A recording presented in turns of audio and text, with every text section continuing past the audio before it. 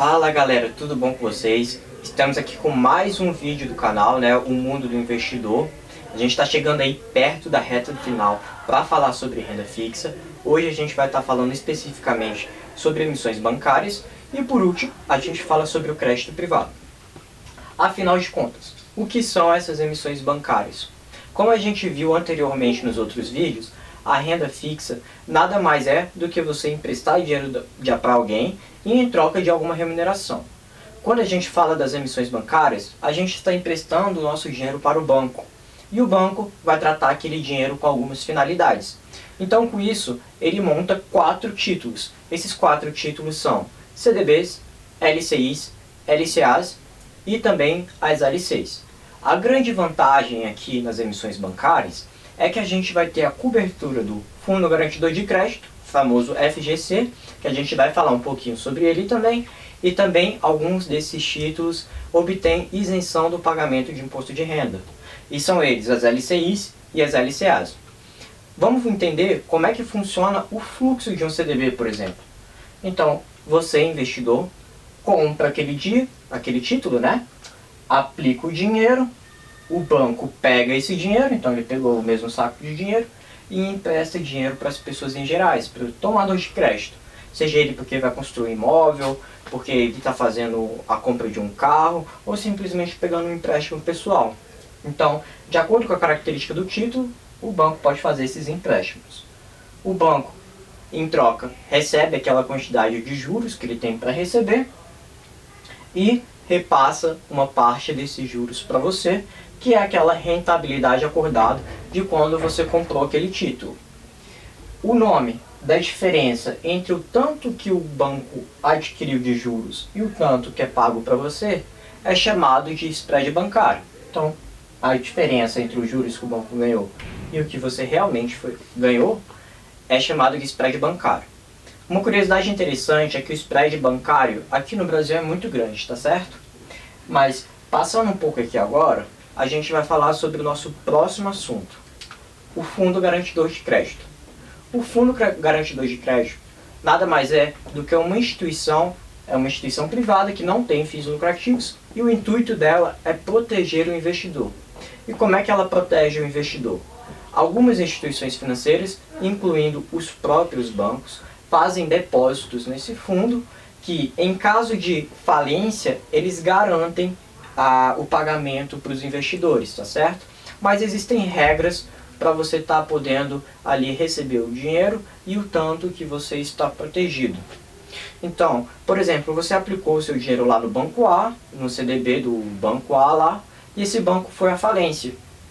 Então, você aciona o Fundo Garantidor de Crédito para você estar recebendo o seu dinheiro de volta e também os juros até o limite de que o banco tinha para pagar para você. Só que a regra é o seguinte, você só está protegido até o limite de 250 mil reais. Mais do que isso, você não está protegido. Aí você tem que trocar a instituição financeira. E é limitado a R$1 milhão por pessoa, né, por CPF. Então, por exemplo, você tem 1 milhão para aplicar, o que você vai fazer? Você vai aplicar em 4 instituições financeiras diferentes, tá? Porque você só está protegido até 250 mil por instituição. Então você vai aplicar no banco A, no banco B, no banco C e no banco D. E aí você vai estar protegido em 250 mil reais em cada instituição dessa, tá certo? Lembrando que quando você usa, né, o seu fundo garantidor de crédito, então, por exemplo, eu tinha R$1 milhão, apliquei nesses 4 bancos e precisei de usar um desses. Eu reavi meu dinheiro, né, e vou aplicar esse dinheiro novamente. Eu aplico em outra instituição. Só que eu já usei 250 mil. Agora o meu novo saldo limite de garantia é 750 mil. Tá certo? Então, caso todos os bancos vão à falência novamente, eu não vou estar protegido totalmente.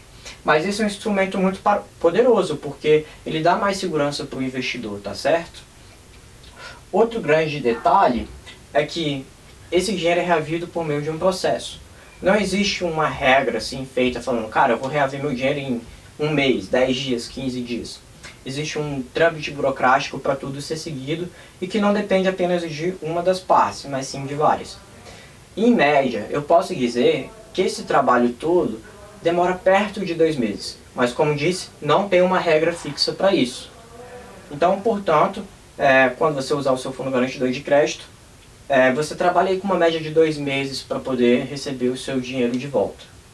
E ele também protege com os lucros. Então você tem que lembrar disso. Se, por exemplo, você fez a conta que se você aplicar 200 mil reais hoje, ao final de 10 anos você vai ter 250 mil, você vai aplicar os 200 mil, porque se você aplicar mais do que os 200 mil, e o seu lucro, por exemplo, for a 300 mil, se o banco for à falência, você só vai estar protegido até os 250 mil. Mas se você aplicar os 200 mil e depois de 3 anos o seu lucro era de 20 mil, você vai receber os 220 mil tranquilamente. Agora, vamos para o próximo passo. A gente precisa de saber comparar os investimentos. Lembra que eu falei que alguma das emissões bancárias, e não só as emissões bancárias, mas outros títulos, eles também obtêm a isenção de imposto de renda.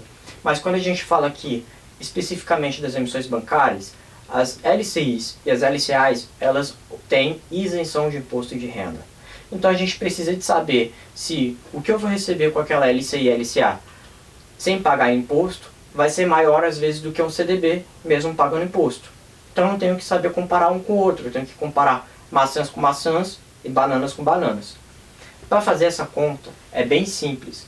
Você vai pegar a porcentagem daquele CDB, o tanto que ele paga, e você vai multiplicar por 1 menos a alíquota de imposto de renda dividido por 100 que você tem que pagar. E aí você vai saber a rentabilidade líquida desse CDB e vai poder comparar com a rentabilidade da LCI.